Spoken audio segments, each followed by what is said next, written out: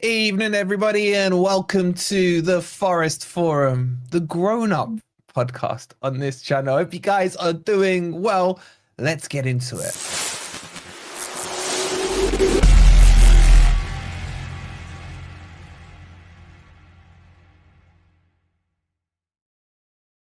So, Forest is set to take on Villa this weekend at the world famous, and I am nervous about it. So, we'll be covering that off for you guys tonight, as well as talking about some news we've got, some updates on the City ground, which we'll talk you through first. I believe, Greg, you want to talk about your boy Morato, if I'm not mistaken. Yeah, All-time new favourite signing ahead of Milenkovic suddenly? Or no, not at all. He hasn't got to those kind of levels yet. Just to kind of have a bit more of a chat about him and what he brings to this current Nuno system and style of play and identity we've got. Something that we spoke about on Talking Reds today, in fact, and it's just been in my mind now for a week or more, in fact. So just to kind of maybe give him a little bit of love as well. Cool. And speaking of Talking Reds, make sure if you're not subscribed already, you go and show him some love. It's literally in the title, that blue bit in the title that says Talking Reds. Give it a little tickle, and that'll take you to their YouTube homepage. Show them some love. I'm looking now; they're on 858 subscribers. You guys can get them to 900, and hopefully they can hit the big 1G before Christmas. So click that title, show them some love.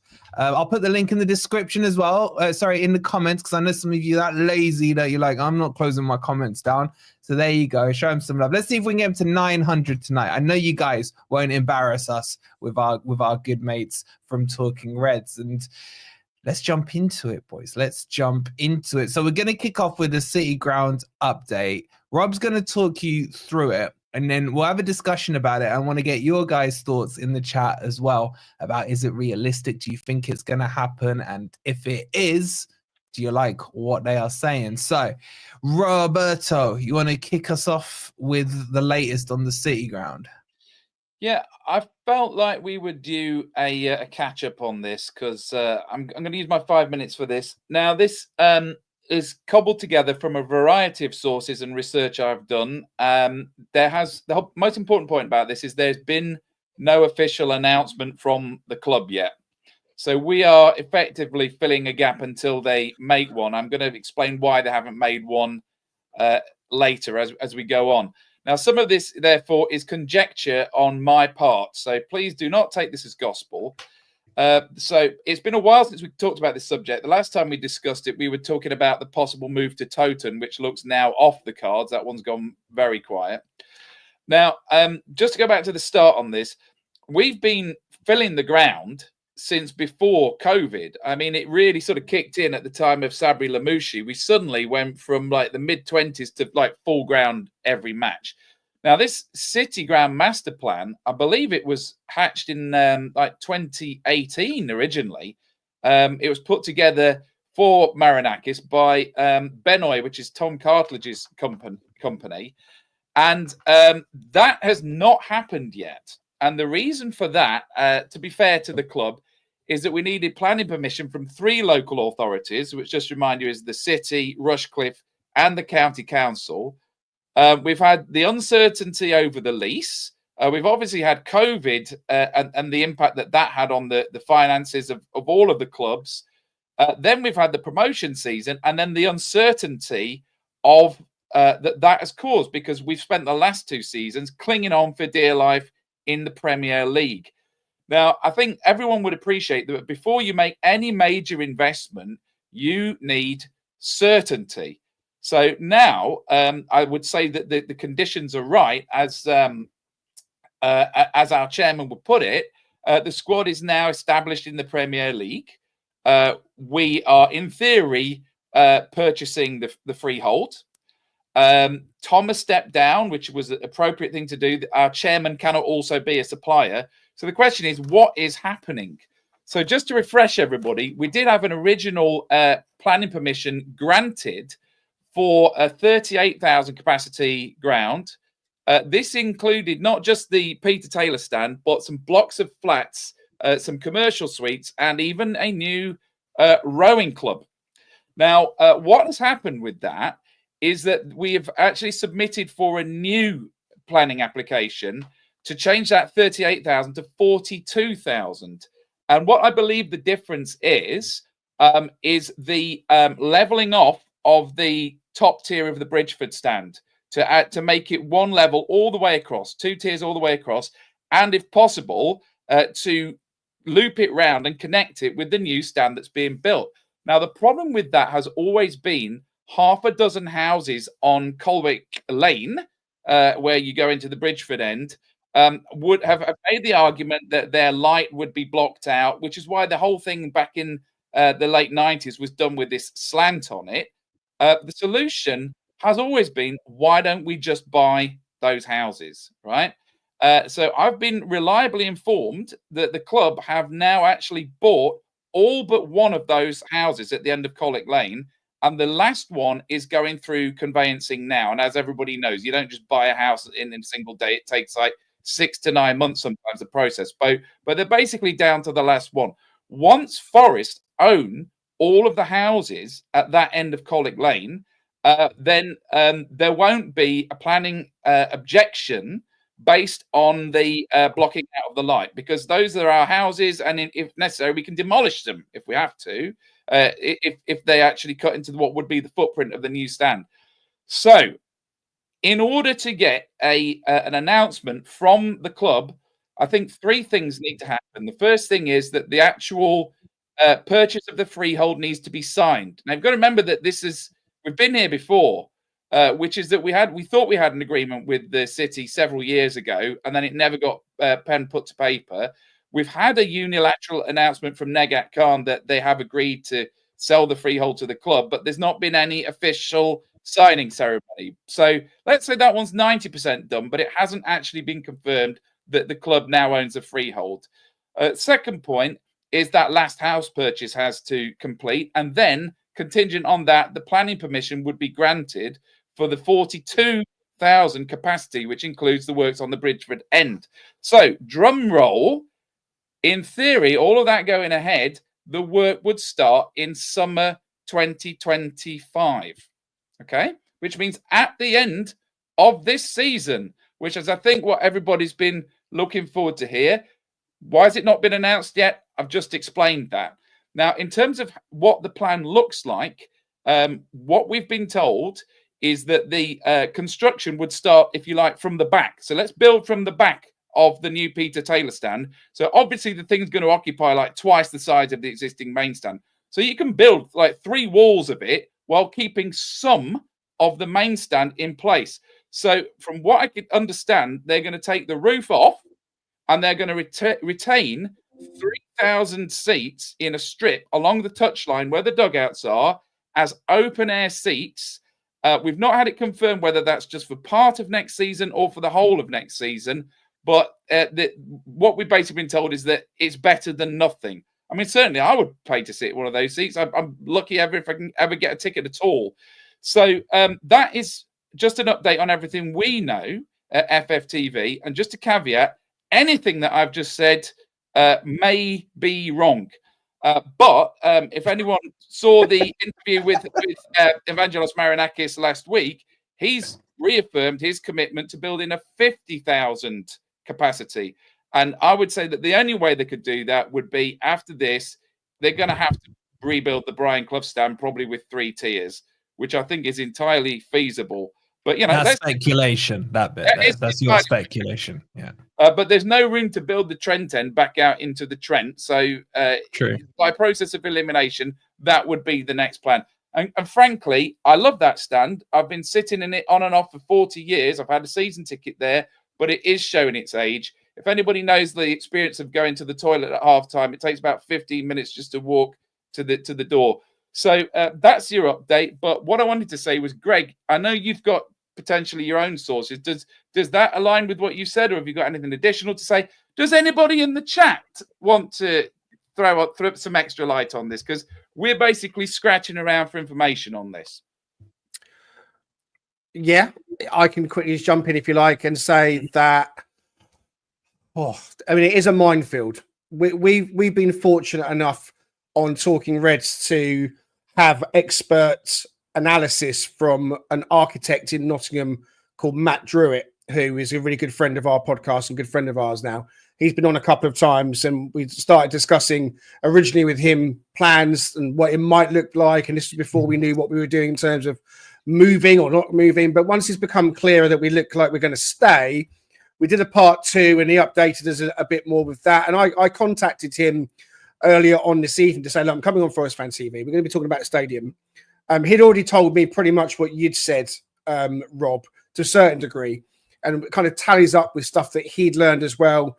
But look, it's so difficult to be accurate because a lot of it is conjecture. But I mean, even things like, you know, the literature saying one thing and people thinking it says another thing.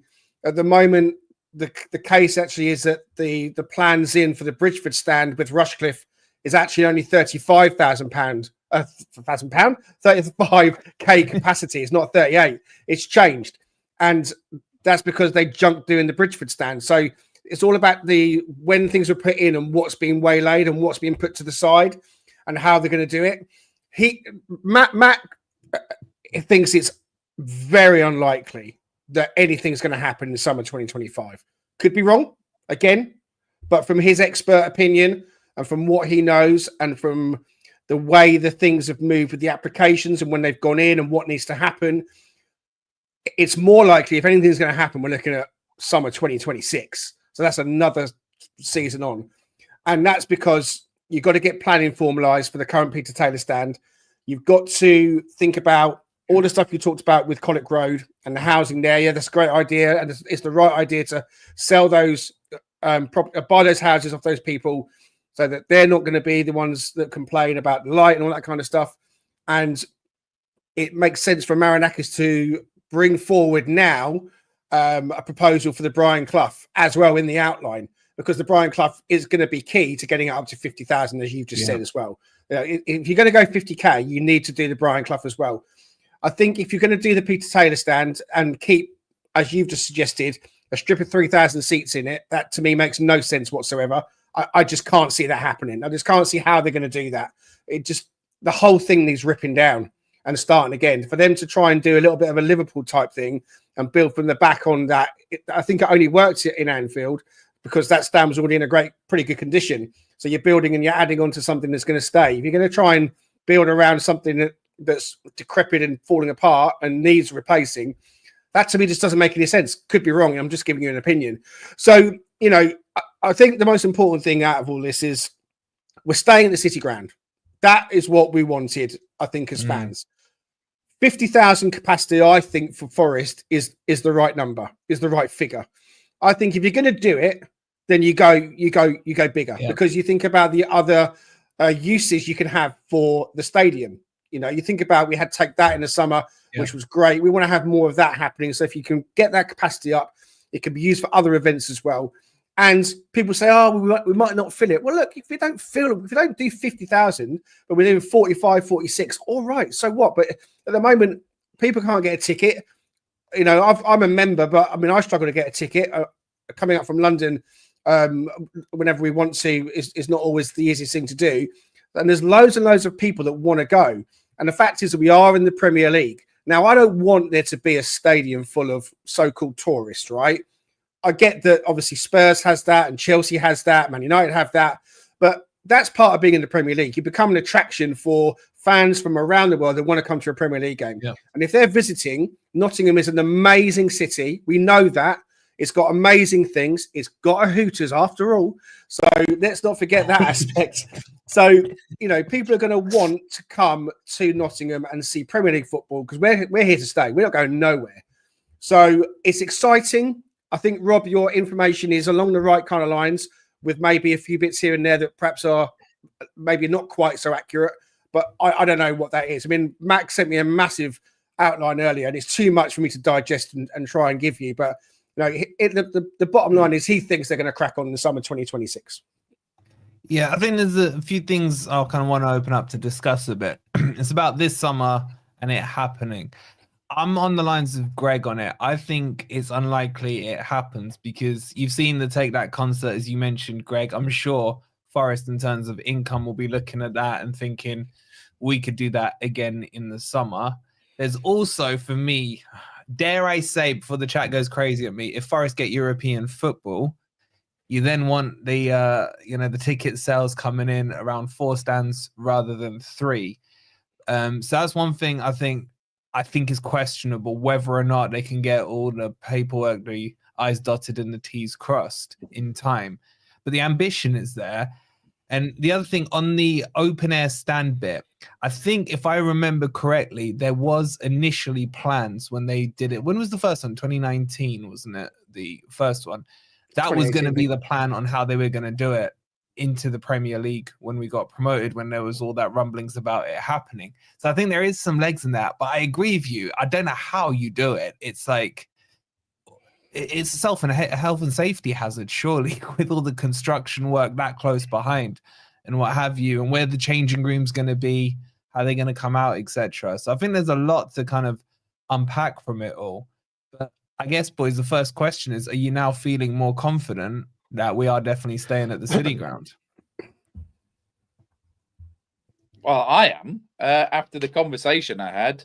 But, I mean, based on what you've been told by Matt, that doesn't fill me with optimism, because I am hoping for the end of the season. Now, I mean, from the point of what Nick Randall said, the atmosphere generated in the City Ground is like having a 12th man on the pitch at times. And, we have to kind of brace ourselves for maybe losing some of that, and whether that's going to affect how we perform on the pitch, and we don't really want to do that. It's like ripping off a band-aid. We do.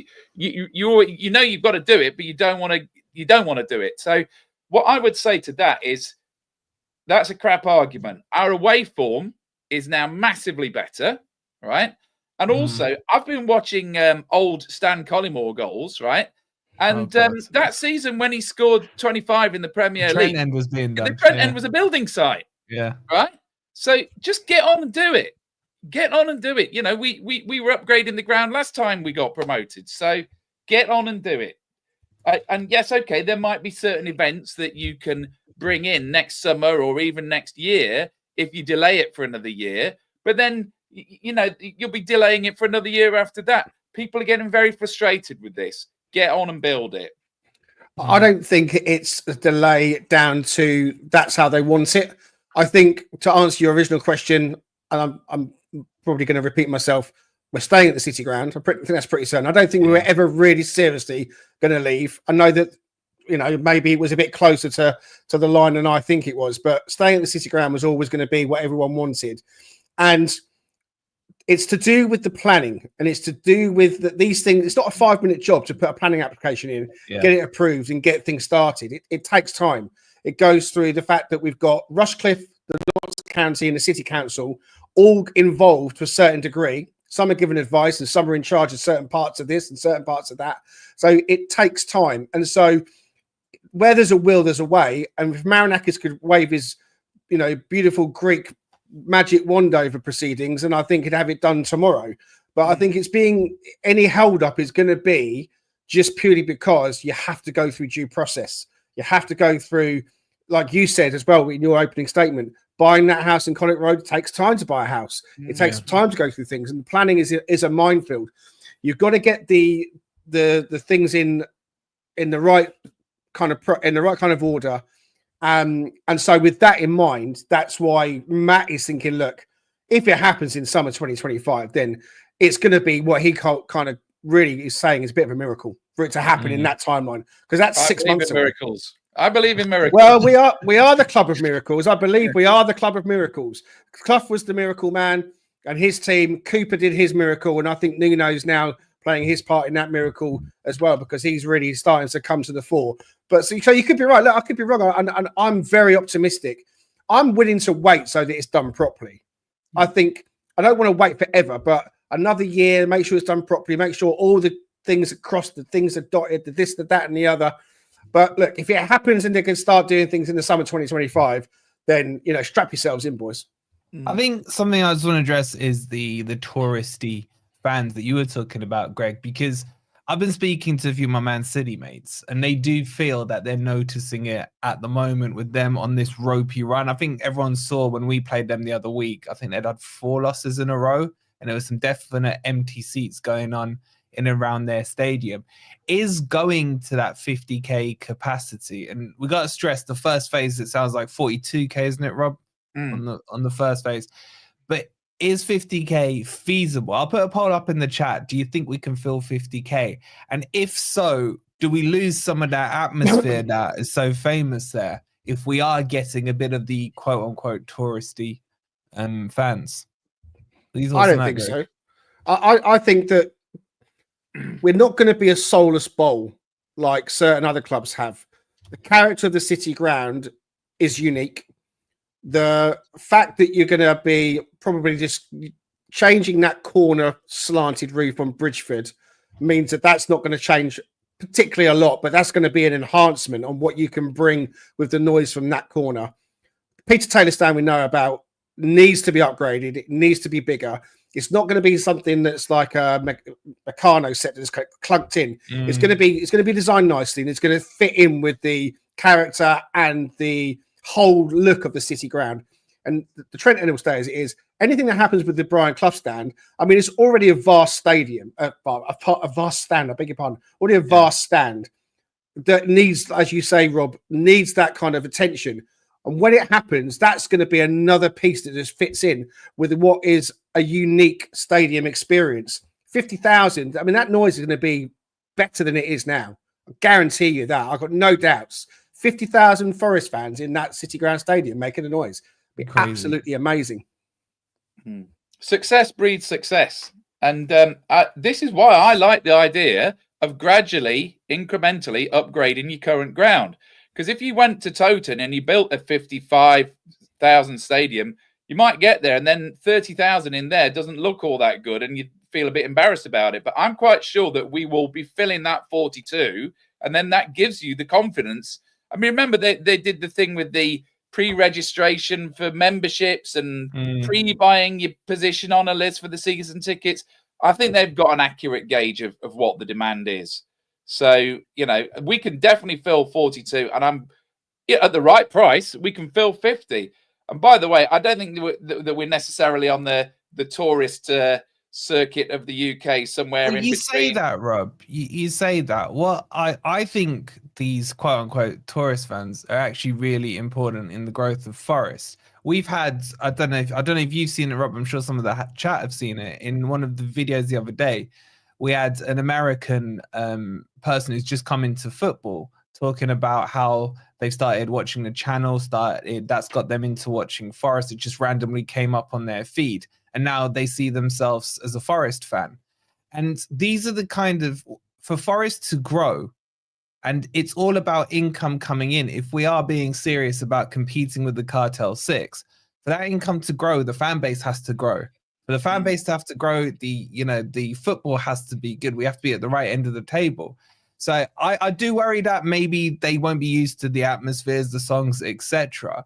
But in the bigger business scheme of things, would you agree that it's just as important that these? Oh, it's essential. And I don't like the label tourists, but new fans, I would call them, are attracted more to Forest than a Liverpool or an Arsenal. No, there's a limit to how much money Mr. Marinakis can put into the club on an annual basis. Not because he's got any limit to his budget, but it's financial fair play. So, I mean, there's an opportunity. If you look at what the so-called Big Six are generating in terms of gate receipts, even including Tottenham, who we maybe aren't the Big Six club, but they've got a magnificent stadium and they're getting 4 or 5 times what we're getting. Combination of higher prices, better facilities, and just a ground that's twice the size. So, I mean, I don't want it to become so expensive that people can't afford to go. I think the idea of having 50,000 for me is that you make various tiers available to students, young people, or whatever, and then you've secured the fan base for future years. So, you know, I've said this before, as a fan, I don't want to feel milked. What I want those 50,000 to broaden the appeal of the club and allow people to go. When I used to go and stand in the Trent End, when I was like a teenager, I was paying £5 or £6 for that. And now, it's basically 10 multiples of that. Yeah. One thing I'd say, if I may, just a couple of things. West Ham, Upton Park was a wonderful old stadium, the Bowl Inn. And of course, we know that the London Stadium has its problems. It's had its problems all the way. I've been there a couple of times. It's not a great atmosphere, far away but from the pitch, but they fill it. And they fill it with lots of West Ham fans. And don't forget, it's a London club. West Ham are a big club. They're not a big club like Chelsea or Man United or Man City, etc. But West Ham are a big club. And they still fill 55, 60,000 people. Some of which are what we're terming the tourist fans. Now, tourist fans are welcome anywhere, I say. Anyone who wants to go and see a football match anywhere in the world, for whatever reason, football's for everybody. And I don't want to just say that lightly. Football is for everybody. And our club is for everybody. We've been having guests on Talking Reds from America. We talked today about the reach that goes out, and you guys will experience that as well. There's people listening all over the world. And it's so kind of humbling, actually. It's amazing because people want to follow Forest. And if those people want to come into the UK, I want to go and see a Forest match. We had Bruce from Texas, good friend of ours. He picked up Forest 4 years ago, and he's a diehard Forest fan. Came with his wife, dragged her to the Forest match. They loved it.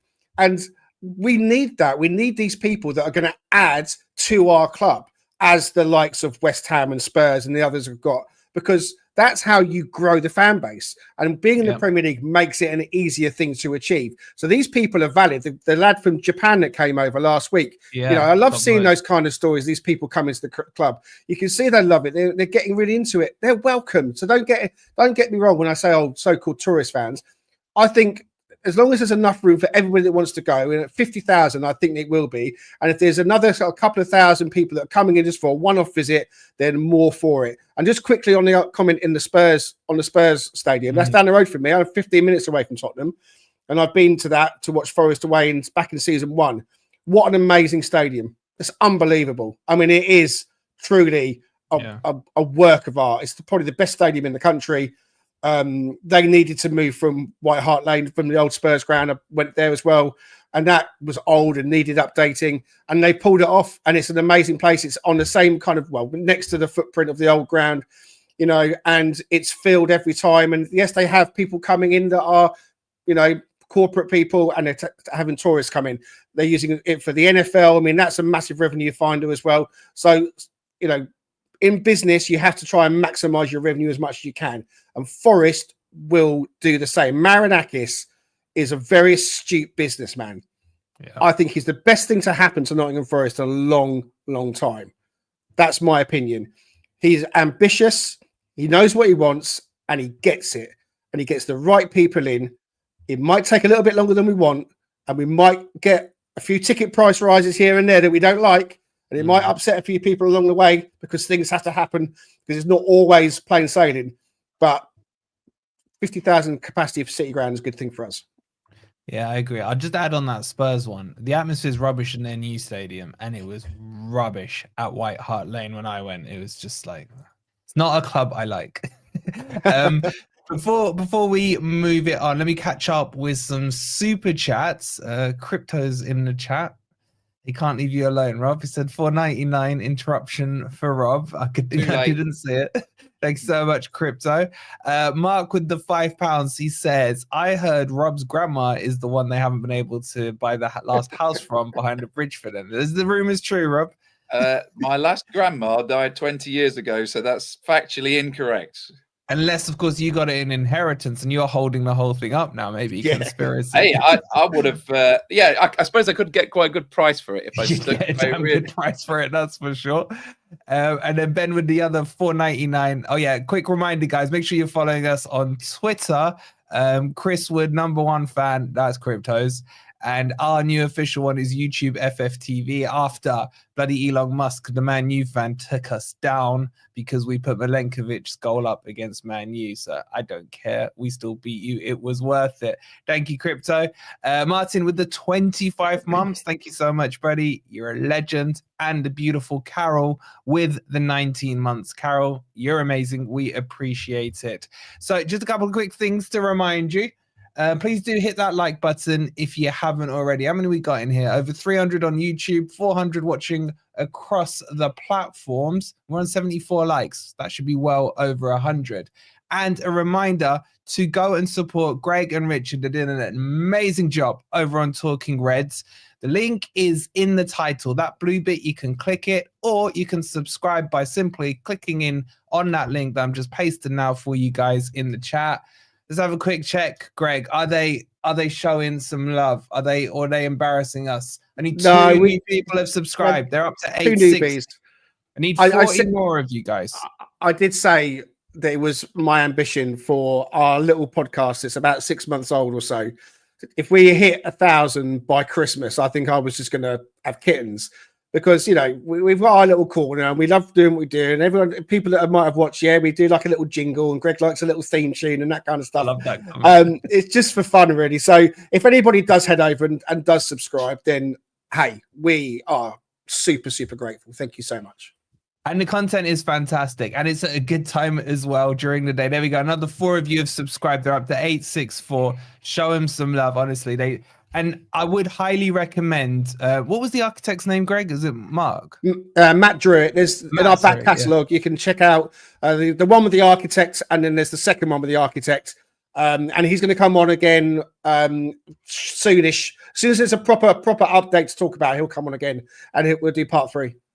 It's a fact. I don't want to put any spoilers in there for you guys who haven't seen it, but he spins the city ground around. You got to go watch the episode to see what I'm talking about. It's at first glance, you're like, whoa. And then you're like, actually, the man's talking some sense here. It's an interesting one. So go check that out. The link is in the title. It's good to see a few of you subscribing now. Okay. Let's move this forward. Is there any closing remarks you guys wanted on the City ground before we go on to Morato? There's too many M's in this team, honestly. So Greg's been interesting this season, to say the least. He's fallen in love with a few new players. I think it started with was it Milenkovic or Jota first, Greg? I can't remember where your first true love started this season. My first true love is Nico Dominguez from last year, but this year, Jota Silva is, you know, coming in for a very big amount of man love. But now the Serbinator, Nikola Milenkovic, I think he's everyone's favourite guy at the moment. I just was thinking about Morato and the fact that I didn't realise he's only 23. Yeah. He looks 33 with that meaty tattoo on his neck. He's like 6'4", built like the side of a brick house. And I was surprised that he's just that age. He's not that much older than Murillo. And we all think of Murillo being this young up-and-coming defender and so on. And so I just thought the way that we've been playing, the style that Nuno's got, the tactics that he's been employing, and the use of Morato and how that has helped us along the way. There was only 3 games that he was in the matchday squad prior to Man City that he didn't get off the bench in, and that was Fulham, Arsenal, and Newcastle. So their games, 3 games we lost. So it's clear that he's being employed into the team with 20 minutes to go, 10 minutes to go sometimes, maybe a bit more. Came on at halftime against Man City. And he's being used in a way to defend what we've got, whether we are looking for the draw to close out and get the point like we did at Brighton, or whether we are trying to maintain the win and just see out the result to make sure the 3 points go our way. And it's worked. By and large, it's worked for us pretty much every single time that he's come onto the pitch. And up until the Man City game, Morato had come off the bench and he hadn't been present on the pitch while we conceded the goal. He'd been on the pitch and no goals had gone past him. And the first goal that flew past him was the 3rd one for Man City, by which point, you know, we were on the press and looking quite like we might get back into it. And of course, then they broke and scored. So it's clear as day to me that Morato has a part to play in this first season with Nottingham Forest. And he's more than just a bench player. He's more than that. You know, he's got a very specific skill set, 6'4". I love watching him and Milenkovic come up for a long Ola Aina throw. Those two together coming, it's like the Mitchell brothers arriving, or bigger versions of the Mitchell brothers arriving into the box. You know, you see those 2 big lumps coming in, you think, you know, you're in business, because Milenkovic is an amazing in the air, which we saw against Man United, and we've seen it before that as well. And Morato is going to be doing something similar. So I'm not looking for a back 3 with those 3 in it to start. I think Nuno has set his stall out. He doesn't really change his formation much. We are a 4-2-3-1 team, potentially, but mostly. It's only when we're going into that three at the back with Nico coming on as well at times. It's almost like you're sending in the special team, like a special forces team are coming off the bench. You know, when like 70 minutes, look to the bench, there's Morato and Nico Williams getting warmed up. They're coming on together. It's clear as day to see, and we're not hiding it. And I like that. We've got an identity. Yeah. Everyone knows what they're doing. They're working on it. And it's like, yeah, this is what we're going to do. We're going to bring on Morato, and he's going to stand in there, and you're going to have to try and get past him, and Murillo, and Milenkovic, and you're not going to be able to manage it. And that's why we're fifth in the table. Okay, fine. We're going to lose games of football. You know, we've struggled the last 2 seasons. We're sitting fifth, which doesn't mean too much at this point in the season. The points tally is the most important thing, I think. So I just think Morato, I'm calling him the doorman. That's my nickname for him. He reminds you of the big security guy. Stands on the door of an evening. You're not coming in. You're not coming in. And so what happens next season when Murillo potentially departs? We were talking about, is he the one that steps in to be that centre-back partnership with Milenkovic? I think personally that it actually might be David Carmo, who is the player we signed in the summer, who's on loan at Olympiacos. Yeah. He's a left-sided centre-back. He's also a tall 6'4" player as well. So we're going to have Land of the Giants at the City Ground next season. And I just wanted, to put a little bit of a word in for Morato. I think he's done really well. He is young. He hasn't been on the pitch in games an awful lot of the game to make any mistakes necessarily, because as we were talking about on our pod earlier, Raf, who was with us, was saying that he has got a mistake in him from when he was at Benfica. If he's on the pitch for 90 minutes, you might be more likely to see one of those mistakes creeping in. But I think that's true probably with every player. So we'll see what happens, and hopefully, he will continue to have an impact when he comes on, and he's coming on for the reasons to close the game out. Are you putting the case for? I don't want to put words in your mouth. Are you putting a case for him to get some starts? No. I'm not putting a case for him to start at all. You don't break up. What we've got is we've got Milenkovic and Murillo starting. They're the starting pair. They start every game without fail. And we've got the doorman to come on to close the game out. If we've got a 1-0 lead or a 2-1 lead or a 3-1 lead, 10 minutes to go, 15 minutes to go, we're quite happy to drop in, put someone in next to Murillo, all those players with the M's in their name. That's it. So, no, just stay as it is. I mean, Willy Bolly has got a lot to offer as well, but I mean, he's going to see out his last year at Forest probably with very limited, if any, game time. And that's largely because we've been fortunate this season with injuries. Last 2 seasons, we were top of the charts. I think this season we're at the bottom in terms of the injuries that are affecting us. So we've been fortunate. No, not looking for him to start. Maybe in the cup. I think, that's a valid thing to say. Start him in the cup against Luton. See how he gets on. Rob, what are you saying? Because I put a poll in the chat.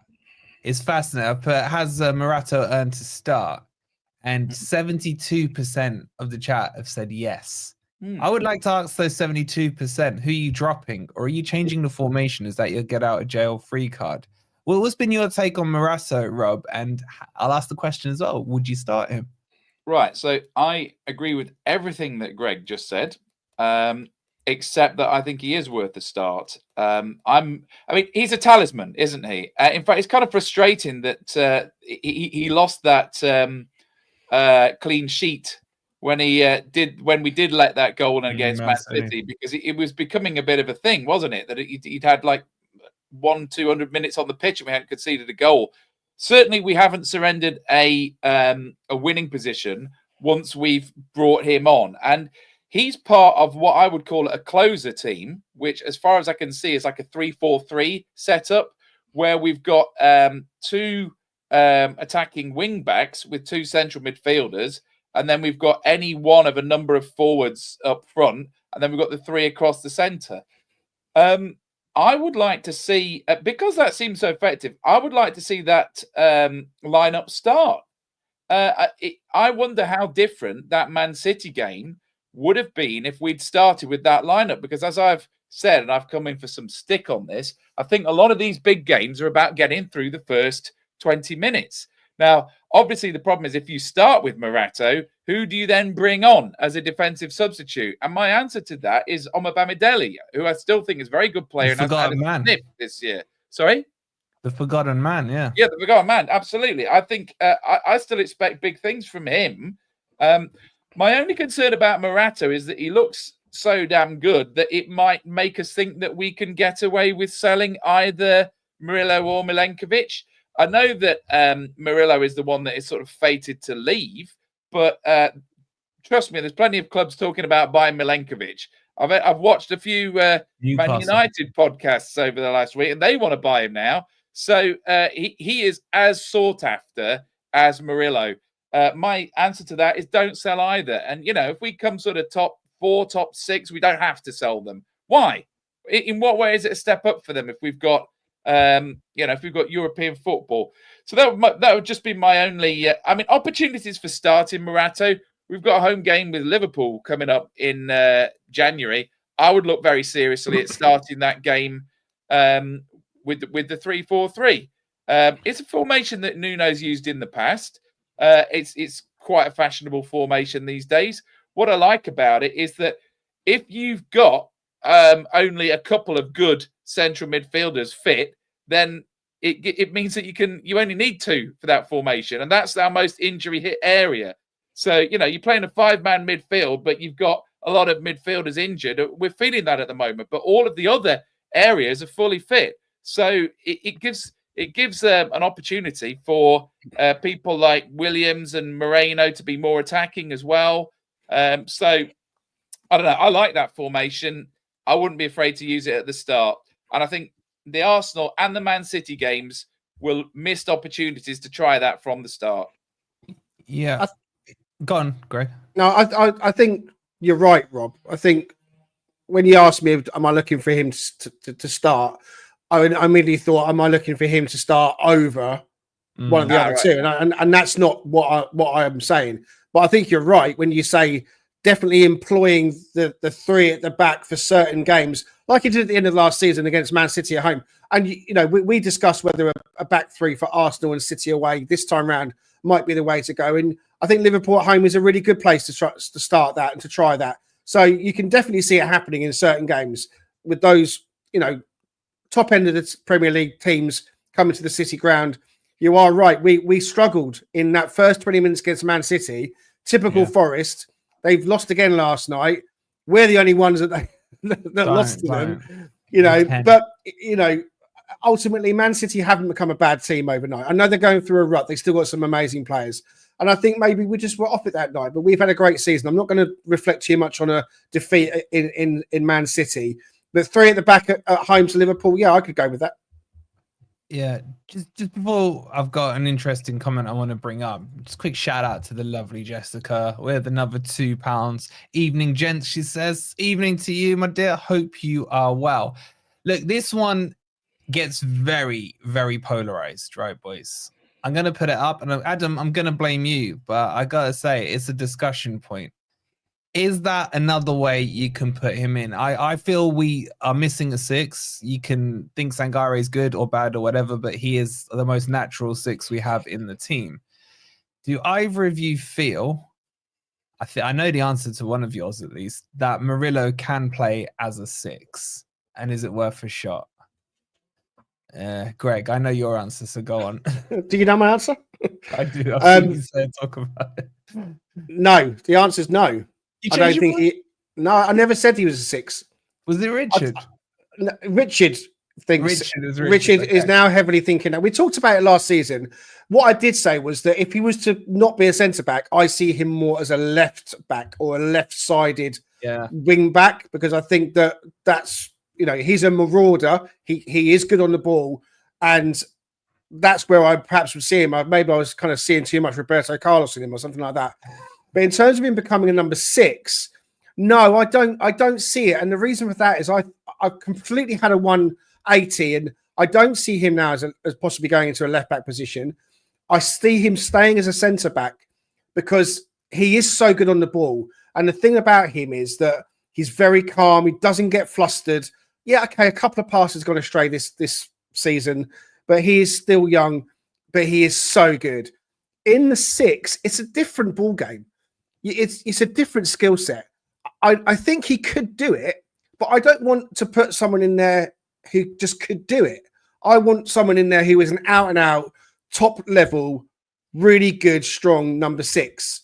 Now, I could be completely wrong. It could be that he could go into that role and he takes to it like, any other position on the pitch. Someone in the comments says he could play anywhere, and it may well be that he could play anywhere because he is such a good footballer. But it's if it happened and he was picked to play 6 with the Morato and Milenkovic behind him, I would be very surprised. But I won't lie, I'd love to see it just so we know. I mean, what's the worst that could happen? I don't know. I'd say no. I think I wouldn't stay centre back. But if it happened, I don't think it would be an absolute disaster. But you look at Trent Alexander-Arnold. Trent is an outstanding footballer. He's not necessarily the greatest defender, although he has improved at that, I will say. But you put him into the midfield to be a midfielder, and it doesn't quite work. His positioning isn't quite right. He just isn't making things happen. He affects the game when he's the right back that comes into midfield. He's coming into, he inverts in. So I just don't think that Murillo coming into the 6, I think he might positionally get caught out a little bit. I don't know. That's kind of where I'm at. Rob, what are you saying on this one? The poll, 75% of you, get your votes in, are saying that he can play in the 6, which is interesting. A lot of you in the chat are saying that he can play anywhere. I tend to agree. What are you saying, Rob? Well, I could argue for or against this, right? Basically, you've got to remember he's only 22. So we still don't know exactly what kind of player he is or could be, right? So, you're not set at 22, I don't think. He's Brazilian. This is the land of total football. And, if you're a good enough player, you can play anywhere. I remember way back in the day, Brian Clough used to play Roy Keane at centre-half. I've seen Roy Keane play in various different positions. I mean, I think he was about 18 or 19 then, so it's not a direct comparison. But, what I would say about Murillo, the two negatives for me would be, is he too one-footed to play that position? And also, if you put him there, you then lose Murillo as a defender. Now, maybe Morato can work in a pairing with Milenkovic, but my feeling about Morato and Milenkovic is they're too similar as a player. Whereas I think what works nicely about the Murillo Milenkovic is the way that their strengths are different and complement each other. So I think if we were to do that in some tight league games, you'd have all the commentators saying, like, why did they opt to break up that Murillo-Milenkovic partnership in the central defence? So we conceded 11 goals, though, in the last well, we're going to come on to that games. with the team selection. I don't think it's been because of them. I think it's been because of a combination of midfield and goalkeeper, but spoiler alert. I'm on the fence on this one. It's fascinating seeing what you guys are writing in the chat. It's like I could literally pick a handful of answers. Try it in the cup. Huh? Try it in the cup. Try it in the cup is what our chat says, and I would agree. Yeah, but you could also try it in the back 3, couldn't you, boys? Where he steps out of that back 3 into that CDM role, which would technically make it, a 5-man midfielder, 2 at the back. I think what we can agree on, boys, is that we've got talent, and these talented players can do potentially extra roles and things when we need it. We're seeing it with Elliot Anderson. It's like, is he better at an 8 or a 10? And I mean, look where we've come from to now be having these kind of debates. So I think it's fascinating. Can I just say we have got talent. Categorically, it won't happen. Categorically, Nuno is not going to put Murillo into the number 6 position. Categorically, it isn't going to happen. I'll bet anybody that money now. It won't happen. Nuno just won't do that. I'm telling you. No, he can use against Villa. He's starting in the 6. I'm joking, chat. I'm joking. No, Forest I agree with loves Greg. me over it. I'm joking. Nuno has been extremely conservative with his teams. He's played people in position, even if they're out of form. I think the last time that he actually tried a bit of experimentation was when he played Niakate at left back, and that was awful. So I think he hasn't done anything like that since. Since then, it's been round pegs in round holes. Yeah, and newsflash. I mean, that's what we should be doing. Yeah, keep it simple. That was one of the things that won me over very quickly with Nunes when he moved Gibbs White back from the right into the middle. You know, that was a key move, I thought, when he first came in. And yeah, as Jonathan said, he did do the 4-4-2 against Fulham. We can forgive him for one wrong thing. Just a quick reminder, guys, we've got 300 still live in the chat, 470 watching across the platform. Make sure you've hit that like button. And Talking Reds are 30 subscribers away from 900, right? You've got, it's good to see. What was it at the start? It was 848 or 858. 858, wasn't it? 858, yeah. 858. So guys, there's a few more of you that are unsubscribed. I know. If all 300 of you double check right now that you're subscribed to the channel, I'll put the link in the live chat for you guys as well. Or you can click on the title. Whatever makes you feel less lazy, go and do it. Subscribe to them. We have to get them to 900 before the end of the show. So show them some love. It's all Forest content on there. It's better quality than what we do, especially compared to Gore and stuff. So make sure you check them out. And yeah, just watch out for Greg's little music box with his crazy sounds. I love a theme. I love a theme. I love a theme. I love a sound effect. We have a little bit we have some Friends stuff on there as well. You know, I'm showing my age. I'm 50 years old now, you know. I'm a 90s guy. Yeah. So go sort that out for us. And we're going to move on to talk about the Villa game. Because, boys, I'm getting nervous about this one. I really am. Villa's form is starting to pick up. 3 wins on the bounce for them. They are 3 defeats in a row away from home. I probably think that makes me more nervous, knowing Forest. But we're going to get into the team sheets. And we've got a couple of predicted team sheets from the bottom. Not predicted, but what they would like to see. Is that correct? Am I rather that than predicted? So let's move it on into the Villa match. Let's kick it off. Who have I got here first? I think it's Rob's team. So Rob, let me bring Rob's team up. For those listening on the podcast, I'll shout it out to you. Then Rob will talk us through his logic. He's gone with Miguel in goal, probably to please Nikki. He's gone for the back 4 that's available in terms of William, Murillo, Milenkovic, and Einar. Midfield 2 of Dominguez and Anderson. Gibbs White in the 10. Jota on the right. Hudson-Odoi on the left. And Woodinho up front. Rob, first thing that sticks out is the goalkeeper, mate. Well, there's 2 things that stick out. The goalkeeper, and I've dropped Ryan Yates. Which one do you want me to do first? Goalkeeper? Let's get the goalkeeper out the way because you're going to have fanboy Nicky in there probably going on about it. Okay. Let's get him out of the way, then we'll talk about Yates. Prediction alert. I think this game is going to finish 1-1, and I think their goal is going to be a screamer scored by Duran that Sells can't quite reach. Because if you see that player on Match of the Day, he has scored some absolute belting goals, including, I think, one goal of the month win. I like Sells for close range reaction saves. He's done some really good stuff. Yeah. My worry is that about when he's tested from distance. Now, I'm going to say it now. I think that Miguel, on the limited evidence we've seen, is a better shot stopper than Sells. Now, whether Sells is a more experienced goalkeeper, perhaps a more confident, better kicker, better organized, these things not in question, but I think that Miguel is potentially a better shot stopper than Sells, and I think that that is an opportunity for a bit of a step up when we have let those 11 goals in the last 5 games. I don't think it's been because of the defense. Now, I mean, you can pull Milenkovic up for his error against Man City. He got done by Doku, but then he's been man of the match next game, right? I don't think that the defense is an issue. I think there's room for improvement in goal. And I think that if you look at the last few goals that we've let in, they've basically been because of the midfield losing their people and not tracking back correctly.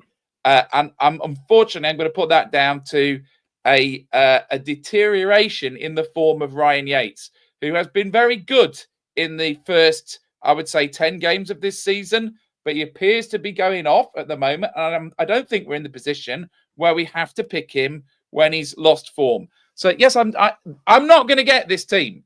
The team that will play will be this, but with Sells and Yates in, right? But those are the two players that I would change. You tell me that out of the lineup that we've just had, that Sells and Yates have been our best two players over the last 5 games. They have not, right? We have got a squad, and we need to make use of that squad. So in terms of bringing Dominguez in for Yates, I feel like Yates is there on momentum at the moment. He's there because he's captain. He's there because he's played, 40 games in a row, and we don't want to interrupt that. Look, Dominguez can do everything that Yates can do, I'm afraid to say. And Yates' form at the moment is poor, and he needs to recover it on the training ground, and he needs to be used as a closer. I mean, he started the season as a squad player, so why is he undroppable now? And by the way, I'm normally the one that defends Yates and picks him, right? This is the first time I've not put him in a team. So this is not FFTV picking on Ryan Yates. This is just me being pragmatic. It's just Rob picking on him today. And by the way, I'm glad that no one's surprised now about Jota being in there, because I've been putting him in that position since the start of the season. And fair play to him. I feel like he's starting to make that right-wing position his own. So I'm glad that no one's even questioning that. Let me just get Greg's take on the goalkeeper situation. It's been an interesting one. I feel Rob's been a little harsh on Sells, if I'm being honest with you, on what he just said there. But there still is this, not split, but debate, I guess, in the fan base about the goalkeeper, Greg. Well, what's your take on Sells? I thought that the debate in the goalkeeper had really settled down, actually. I'm surprised. I wouldn't take Sells out. He has gone up a level this season. I'm not saying he's the best goalkeeper in the world, but at the moment he's undroppable. You don't drop Matt Sells in the form he's been exuding for Carlos Miguel. And respectfully, Rob, I don't quite know where you've got the idea that he's a better shot stopper than Matt Sells from. I'd like to know what your evidence is for that, if I'm honest with you, because well, respectfully, that's one game and he made some good saves. But I'll counter that with Matt Sells' save against Eze against Crystal Palace. I'll counter that with the Bruno Fernandes free kick at the weekend that he did put onto the bar.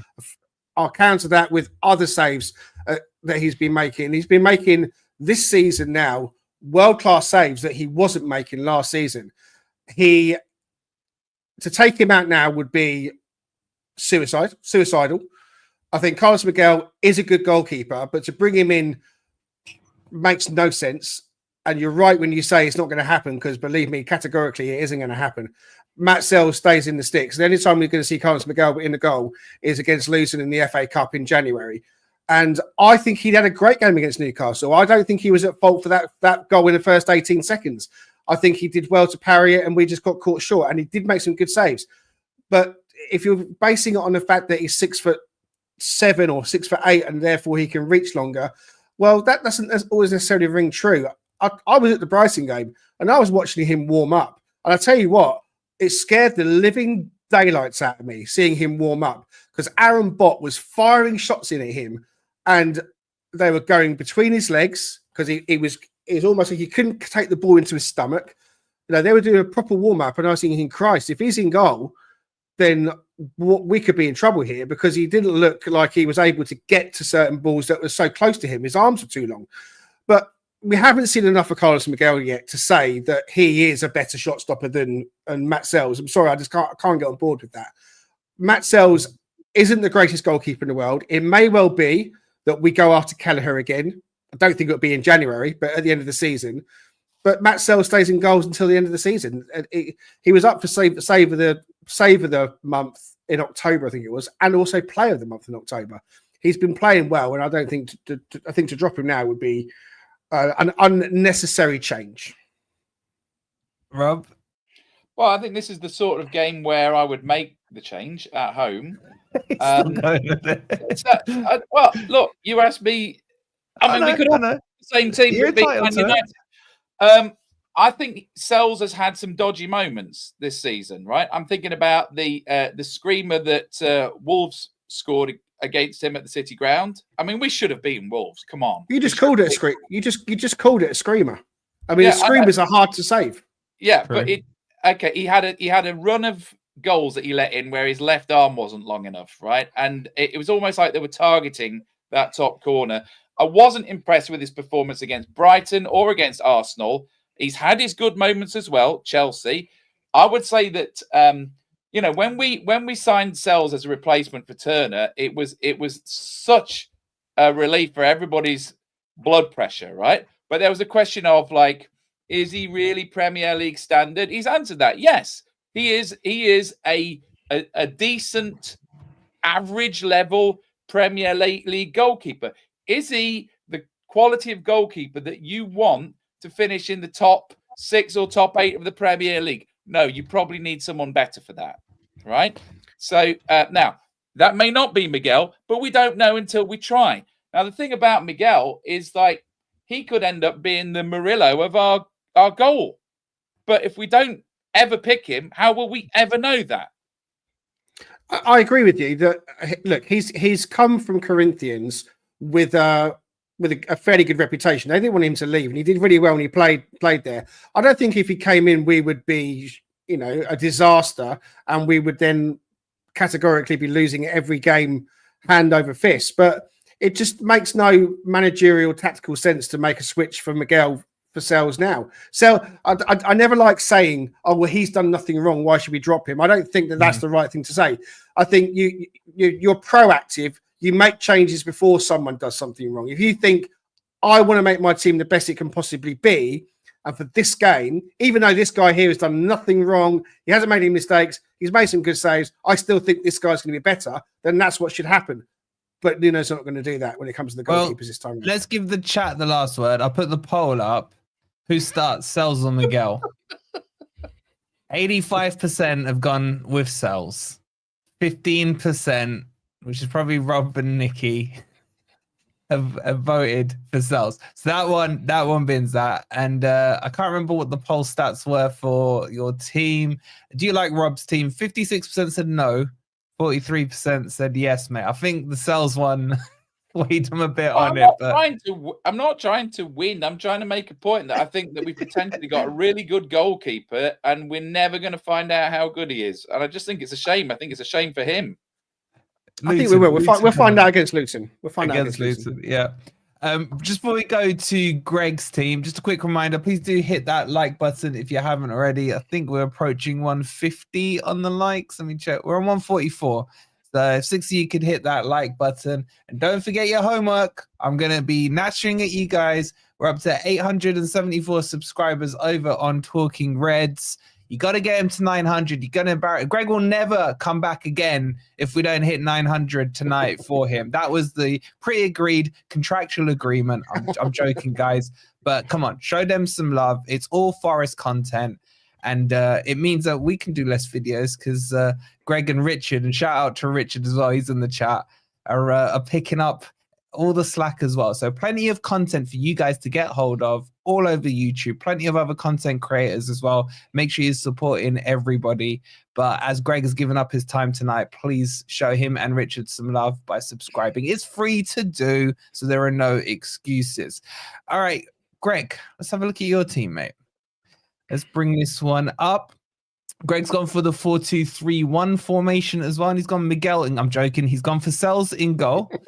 And he's gone for the same back four as Rob. Williams, Murillo, Milenkovic, and Einar. In the middle, he's gone for Dominguez and Anderson, with Gibbs White in the 10, Jota on the right, and the interesting one, Elanga on the left, with Cristiano Ronaldo up front.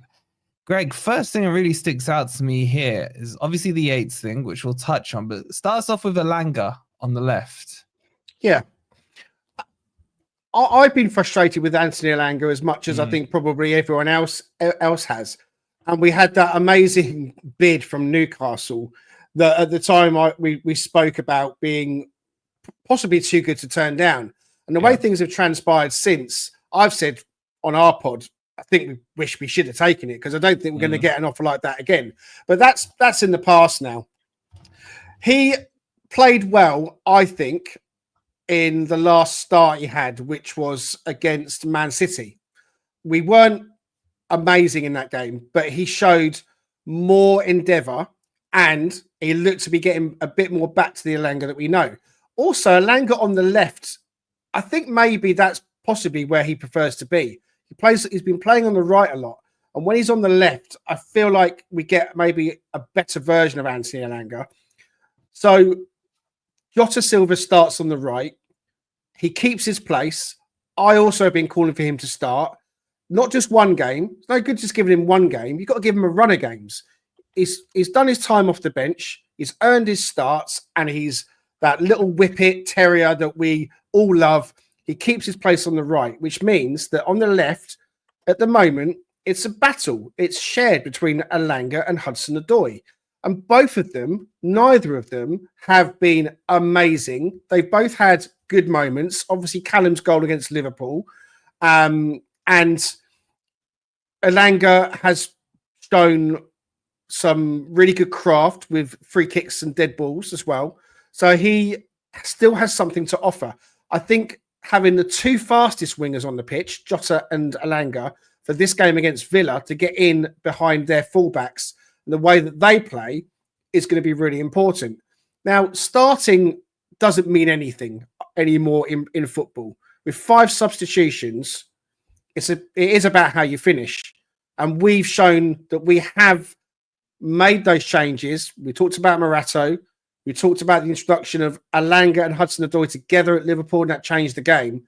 So Elanga starting, I think, is the right move for me, because if it's not going the way we want it to, you've got Callum to come off the bench and they can share the minutes.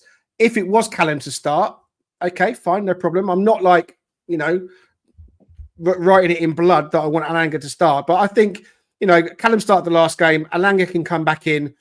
And for me, that's a good front three with Gibbs White. In the midfield, I also think it's possibly a good idea to give Ryan a break. Nico Dominguez is a better presser. We know that. I think in this game against Villa, the midfield is going to be key. And getting into John McGinn, I think is going to be key as well. And this is something we spoke about earlier as well, that Ryan Yates doing what Ryan Yates does against the likes of John McGinn. Well, John McGinn is a gnarly little toke. He is the kind of player that, you perhaps don't want to kind of go up against, because, he's a tough cookie. So I'd be quite happy for Yates to be dropped, to come off the bench potentially, Dominguez and Anderson in midfield. And for me, the most important aspect of our team is the Gibbs White and Elliot Anderson interchange. Yeah. The 8 and the 10, either of them can play either of them. And the switchability of that needs to be a factor for us now. I think Elliot is better putting blocks and interceptions in. That's been shown out in the data. Morgan's had a bit of a stop-start season with injury and shaking that off and getting back into things. The second half would have done him the world of good against Man United. Not a great first half, but really made things happen for us in the second. So Elliot and Morgan interchanging through the 8 and 10 positions.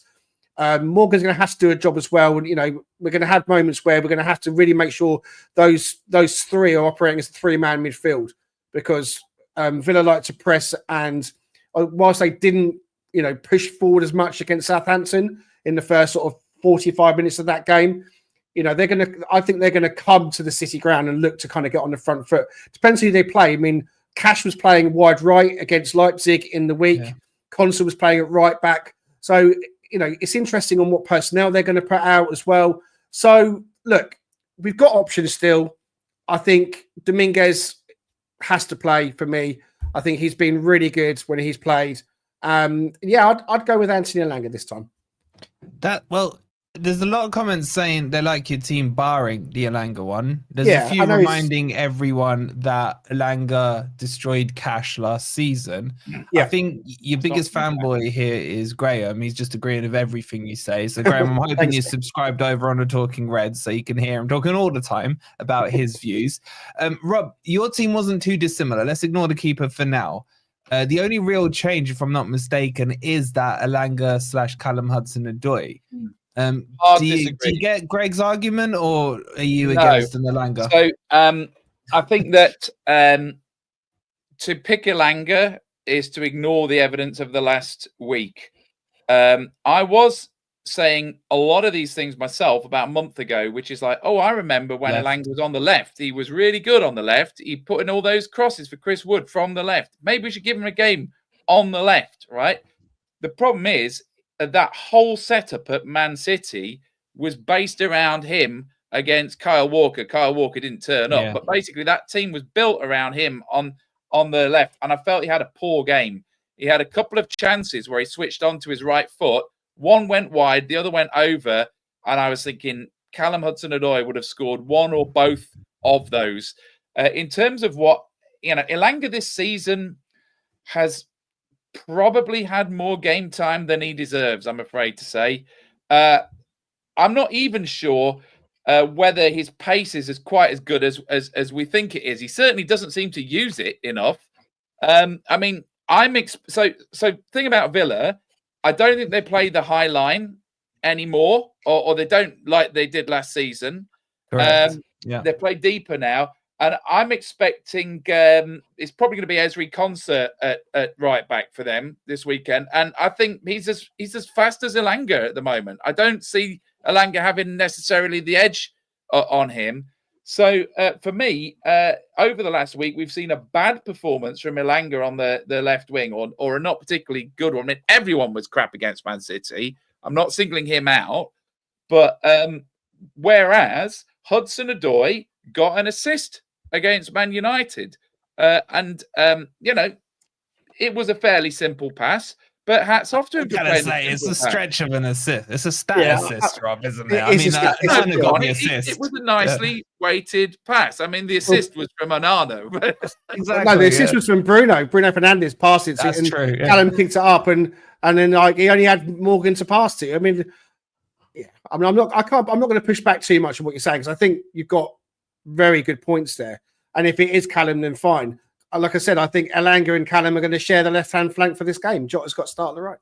Well, Sosa. I want to see more I was just Sosa. going to say, is there an argument from either of you, as Ryan says here, Sosa is a wild card? Have you guys, Rob, you been impressed with Sosa? Yeah, but as a sub, I would start Hudson-Odoi. Hudson-Odoi just had a sort of mini dip in form, but he's still he's got 2 goals this season, a couple of assists. I don't want to drop him. Not for an off-form Elanga or an unproven Sosa. Either of those could be a sub on either wing, but I would definitely start with Callum Hudson-Odoi. Okay. Yes, well, Greg, go on. I was just going to say, Sosa has got potential, but I wouldn't be starting him just yet. Not in the Villa game. No. I like Sosa. But Greg, I was going to say, you'd be pleased to know that 56% of the chat like your team. So you've beaten Rob on the preferred team. I think more if you hadn't gone Elanga. I think if you'd gone Callum Hudson-Odoi, you'd had probably in the 70s would be my guess. But the chat have spoken and they like your teammate. So I'm not looking to, like Rob said, not looking to win the popularity contest on that. It was just what I thought. I think the main split was the goalkeeper thing. Goalkeeper. I will eventually be proved right about him. Once he comes in, he will hold that position down. I'm not against it, but I just don't want to open the goalkeeper debate all over again. All right, let's finish off with the predictions then, boys. I've come out. If you haven't seen my preview, it'll be on the end screen, I think, here. Spoiler alert. I've gone 0-0. I don't know why. I just can't call this one for me, boys. So I've gone 0-0. Greg, how are you reading this game? Kind of head and heart on this one. I saw some stats earlier on the internet somewhere that this was the tightest game that they were putting their thoughts to. Yeah. They had it down as a draw. I think it's going to be a Forest win. I think we're riding it a little bit higher after the back of last week. 5:30 kickoff. Nice kind of atmosphere. I mean, I dig those kind of things. I believe in those kind of things to influence games. So 5:30 under the lights, City ground, 3-1 to Nottingham Forest. I've said earlier, I think Chris Wood will score I've got a feeling there might be a penalty as well. So a Chris Wood penalty. Jota Silva's going to for us, score. not against us, as per the norm. Well, we've had a couple of penalties this season so far, a couple more than last year. And I think, Chris Wood penalty, Jota Silva to score. I can't remember who I said for the third one earlier, but I'm going 3-1 Forest. 3-1 Forest. Chat, get your predictions in. Forest Lions saying he likes your optimism, mate. Rob, what are you saying on this? This is a tough game. I think I've mate. already said. I think it's very difficult to separate the two teams. It's kind of sad for Villa because they've qualified for the Champions League and then they've had to sell two of their best players just to satisfy FFP. So they're now juggling all of these different competitions with arguably a slightly weaker squad than the one that got them there. Watkins seems to have gone off the boil. They're probably going to start with Duran. I do know that they are worrying a lot about Chris Wood. So there's rumours that they may even bring Tyrone Mings back, even though he's not played in the Premier League for about 16 months. So I think Chris Wood's going to score for us and Duran's going to score for them from distance. And people are going to say, could Sells have done better with that? And I'm going to be insufferable. The agenda. If that happens, I am going to have to say, I told you so. But it feels like a draw. Last time round, we were helped by Martinez, and he has been dodgy this season. So he's the sort of wild card that could depends what kind of day he's having, doesn't it? Oh, that was when what's his face scored, wasn't it? Number 5, Mangala. Mangala's goal, wasn't it? Mangala shot into the it's goal. coming back to me. I got to say, Cujo, you've depressed me, boys. Did you know Anthony Taylor is in charge? I don't think is he. I thought I saw someone else was the referee. I don't know. I'm hearing some panic in your voice now, though, Greg. Well, is he the one against Liverpool? Is he the one against Liverpool last season? No, the one against Liverpool last season was Paul. Was it Paul Tierney? Might be wrong about that. Wasn't We've got Taylor beef with Anthony Taylor. Chat. What beef have we got with Anthony Taylor? I'm sure we have beef. And you last season, was it? Did he Anthony Taylor on Danilo? Taylor was sending off Joe Worrell. Yeah, and the penalty. Taylor was the fourth official at Brighton this season when he overturned Morgan Gibbs-White. That's the one. And the Everton game, of course. There's just too many incidents of too many refs at the moment. It's crazy. I feel like it's got a lot better on that. It's not him. Mine's saying he's the Manchester Derby. Cujo, you got it wrong. Cujo. Anthony Taylor. Okay, I don't think it is Anthony Taylor. We'll check it out. All right, boys. It's been a cracking stream. Appreciate the updates on the City ground. Greg's been an absolute pleasure having you on again. And Richard couldn't make it tonight, but he will definitely be back on, the other half of the duo over on Talking Reds. Please make sure you are subscribed to them. The link is in the title. Just click on that. It's nice and easy. Cujo's living 2 years. That's what it is. So yeah, show him some love. Get him up to 900 subscribers at the very least. And hopefully by Christmas and the New Year, they'll be up to that magical 1,000. So show him some love. And while you're here, please make sure you've hit the like button. Subscribe to the channel if you're new. We'll be back tomorrow with yet another video. Come on, you Reds.